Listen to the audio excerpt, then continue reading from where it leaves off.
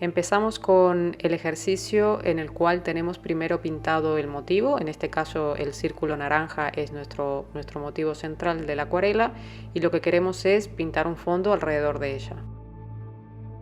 La principal ventaja de aplicar el fondo de esta manera es que al trabajar húmedo sobre seco tenemos muchísimo control sobre el lugar donde ponemos el color, la intensidad, la cantidad, y a su vez esta técnica tiene dificultad en dos puntos. Por un lado, tenemos que tener mucho pulso para no pintar encima de la figura, y por otro lado tenemos que tener muchísimo control sobre la humedad y los tiempos de secado y en consecuencia también la cantidad de carga de agua y de pigmento en el pincel. Siento que esta técnica es la de mayor complejidad porque nos requiere muchísima precisión, así que mi recomendación es, si nos interesa este tipo de acabado, hacer primero prácticas como esta que estamos haciendo para ir perfeccionando todos estos factores que tenemos que tener en cuenta.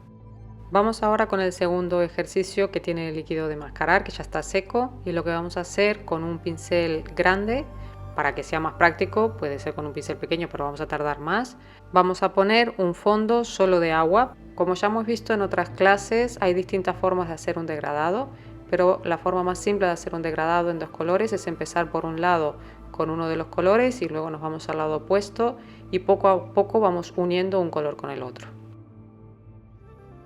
La ventaja de pintar el fondo de esta manera es más que evidente.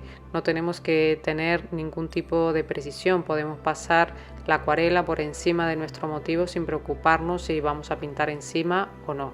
¿Cuál es la contra que le veo a esta técnica? A mí el líquido de mascarar me gusta para zonas pequeñas, pero por muchos cuidados y por muchas técnicas y por muchas tácticas que apliques, si cubres una zona muy grande, luego al intentar quitar el líquido de mascarar puede pasar, no siempre ocurre, pero puede pasar que dañe el papel. Y poner acuarela sobre un papel dañado pues nos va a dar un resultado que seguro no nos va a gustar. Así que recomiendo esta técnica únicamente para trabajar detalles pequeños.